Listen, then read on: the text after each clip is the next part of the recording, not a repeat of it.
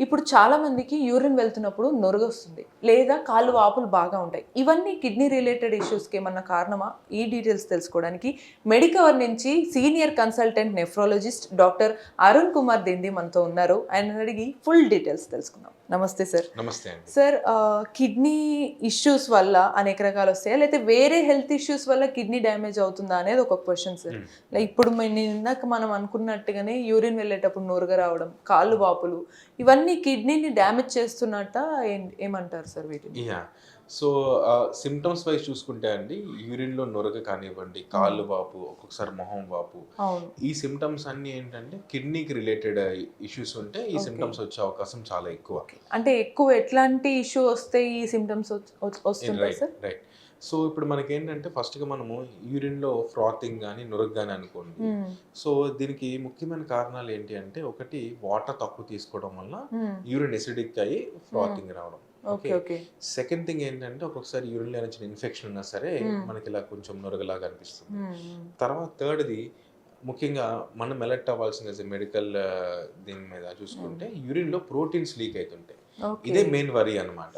So, హుహు. యూరిన్‌లో proteins leak అయినప్పుడు కూడా యూరిన్‌లో నురగొచ్చే ఛాన్స్ ఉంటుంది.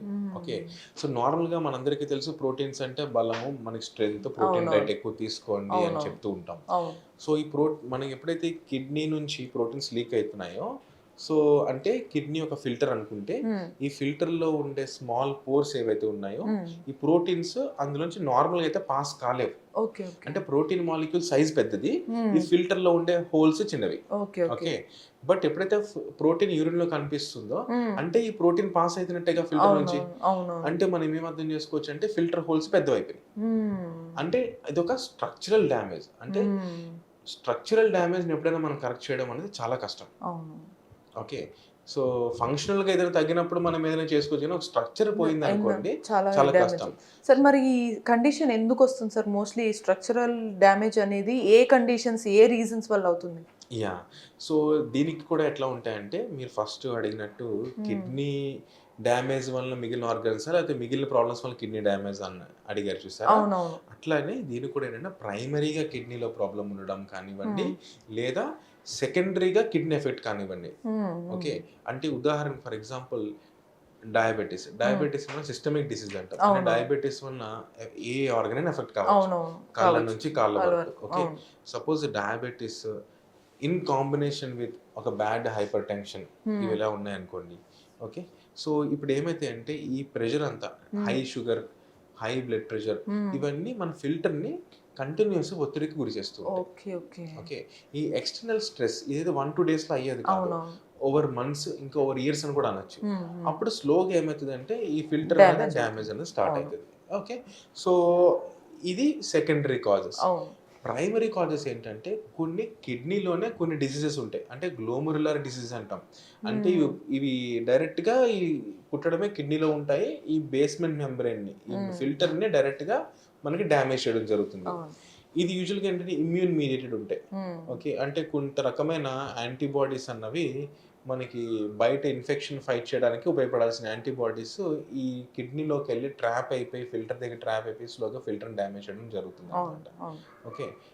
ఇలాగ అబ్‌నార్మల్‌గా యాంటీబాడీస్ ప్రొడక్షన్ అయినప్పుడు ప్రైమరీ గ్లోమెరులర్ డిసీజ్ ఉన్నప్పుడు కానివ్వండి, హ్మ్. మనకి కిడ్నీ డ్యామేజ్ అయితది. ఓకే. ఓకే. సో, ఇందులో ఏది అనేది మనం తెలుసుకోవడం చాలా ఇంపార్టెంట్. దాన్ని హ్మ్. బట్టి మనకి ట్రీట్మెంట్ టోటల్లీ డిఫరెంట్. అవునవును. ఫర్ ఎగ్జాంపుల్ డయాబెటిస్ అనుకోండి, హ్మ్. ఫస్ట్ షుగర్ కంట్రోల్ చేసుకోవాలి. అవునవును. నేను షుగర్ కంట్రోల్ చేసుకోకుండా, నేను కిడ్నీ కోసం బ్రహ్మాండమైన మెడిసిన్ ఏది వాడతానన్నా సరే లాభం లేదు. యూజ్ ఉండదు. యూజ్ ఉండదు. ఎందుకంటే ఎంత వాడినా సరే దీని ఇదనేది బ్యాలెన్స్ చేయడానికి ఉండదు. ఉండదు. దీని డిమాండ్ అవును. అనేది అదే సప్లై అనేది ఎక్కువగానే ఉంటది. డ్యామేజ్ చేసే అవునండి. సప్లై. అవును. So, yeah! సార్ ఇప్పుడు మరి ఒకవేళ ఇది ఇలానే పెరిగితే ఆ ఫిల్టర్ అనేది హ్మ్. డ్యామేజ్ అయితే కిడ్నీలో హ్మ్. ఆ ప్రోటీన్ రిలీజ్ అయిపోయి ఎక్కువ ఎక్సెస్ అయిపోతే నెక్స్ట్ వచ్చే కాన్సిక్వెన్సెస్ ఎలా హ్మ్. ఉంటాయంటారు? సో, మనకి ప్రోటీన్ లీక్ అయిపోవడం వలన హ్మ్. యూరిన్‌లో ప్రోటీన్స్ అన్నీ పోతున్నాయి కాబట్టి బ్లడ్‌లో ప్రోటీన్స్ తగ్గిపోతాయి. ఓకే. ఓకే. సో, బ్లడ్‌లో ప్రోటీన్స్ ఎప్పుడైతే తగ్గిపోతాయో హ్మ్. మనకి ఇమ్యూనిటీ పవర్ ఉండదు. హ్మ్. అంటే బయట నుంచి ఏమైనా ఇన్ఫెక్షన్ వస్తే మనం ఫైట్ చేయలేం. రెసిస్టెన్స్ ఉండదు. ఉండదు. హ్మ్. సెకండ్ థింగ్ బ్లడ్‌లో ప్రోటీన్ లెవెల్స్ తగ్గిపోతే మనకేమైతదంటే కాళ్ళలో వాపొస్తది. అవునవును. ఓకే. సో, మనం తీసుకుంటే 90% బ్లడ్‌లో వాటర్ ఉంటుంది. అవును. మిగిలిన ఆర్‌బీసీ, డబ్ల్యూబీసీ, ప్లేట్లెట్స్ ఇలాంటివి పక్కన పెడితే. హ్మ్. ఈ ఇంటిగ్రిటీ మెయింటైన్ అవ్వడానికి hmm. Proteins are good molecules crucial అన్నమాట. అనమాట అదే. ఓకే, ఆ వాటర్ అన్నింటినీ ఉంచుతుంది లోపల, ఆ ఇంటిగ్రిటీ మెయింటైన్. ఎప్పుడైతే బ్లడ్ లో ప్రోటీన్స్ తగ్గిపోయినాయో, ఇంటిగ్రిటీ దెబ్బతిని, ఈ ఆంకాటిక్ ప్రెజర్ దెబ్బతినడం వల్ల ఈ వాటర్ అన్నది ఏంటంటే డిఫరెంట్ పార్ట్స్ లోకి స్ప్రెడ్ అయిపోతుంది. థర్డ్ స్పేస్ లాసింగ్ అంటాం. అంటే కాళ్ళల్లో వాటర్ కనిపించవచ్చు, స్కాన్ చేస్తే అబ్డామన్ లో కూడా వాటర్ ఉందంటారు, ఎక్స్రే చేస్తే లంగ్స్ లో వాటర్ ఉందంటారు, ఒక్కొక్కసారి హార్ట్ చుట్టూ కూడా వాటర్ చేరిందంటారు. అవునవును. ఓకే, సో ఇవన్నీ డిటర్మినెంటల్. ఓకే, ఇవన్నీ అంటే ఒక కైండ్ ఆఫ్ ఇండైరెక్ట్ గా కిడ్నీ డ్యామేజ్ వల్ల ఇవన్నీ మల్టీ మనకి ఆర్గన్ లోకి మల్టీ ఆర్గన్స్ లోకి వాటర్ వెళ్ళడానికి రీజన్ అవుతుంది. రీజన్ అవుతుంది. ఓకే, సో వీళ్ళు ఈజీగా ఇన్ఫెక్షన్ కి అది వెళ్ళిపోతారు, ఇమ్యూనిటీ తగ్గిపోతుంది, లైఫ్ స్పాన్ కూడా తగ్గిపోతుంది. తగ్గిపోతుంది. సార్ దీనికి ఏమైనా ట్రీట్మెంట్ ఉంటుందా? ట్రీట్మెంట్ ఎలా చేస్తారు? యా, సో ఫస్ట్గా ఏంటంటే ముందు మనము అండర్లైన్ కాజ్ తెలుసుకోవడము, షుగర్, బీపీనా, గ్లోమరల్ డిసీజెస్, ఈ అండర్లైన్ ప్రాబ్లమ్స్ అయినా ఇన్ఫెక్షన్ వల్ల అవుతుంది. ఈ అండర్లైన్ ప్రాబ్లమ్స్ అన్ని మనం తెలుసుకుంటాం అన్నమాట. ఇది తెలుసుకోవడం కోసం కొన్ని సెట్ ఆఫ్ టెస్ట్లు మనం రన్ చేయాల్సి ఉంటుంది. బ్లడ్ టెస్ట్లు, యూరిన్ టెస్ట్లు, కొన్ని స్కాన్స్, అవసరమైతే కిడ్నీ నుంచి చిన్న పీసెస్ టెస్ట్కి పంపిస్తాం. దీన్ని కిడ్నీ బయాప్సీ అంటాం. ఓకే ఓకే, సో ఈ కిడ్నీ బయాప్సీ అనేది ఏంటంటే మైనర్ సర్జికల్ ప్రొసీజర్లోకి వస్తుంది. అంటే కట్ చేయడం అది ఉండదు, ఒక నీడిల్ ద్వారా కిడ్నీ నుంచి టిష్యూ తీసుకుని టెస్ట్కి పంపించడం జరుగుతుంది. ఇది ఏంటంటే అందరికీ చెయ్యము. ఈ డయాగ్నోసిస్ మనం ఎరైవ్ కావట్లేదు అన్నప్పుడు next step. Suppose first step లో నాకు డయాగ్నోసిస్ వచ్చేసింది అనుకోండి, ఇదని తెలిసింది అనుకోండి, మనం అన్నీ వెళ్ళనవసరం. ఇలా ఈ టెస్ట్లు మనం డయాగ్నోసిస్ కోసం వెళ్ళి ఫైనల్ స్టేజ్ లో ఇక్కడ వరకు కూడా వెళ్ళడం జరుగుతుంది అన్నమాట, డిపెండింగ్ అపాన్ ద పేషెంట్.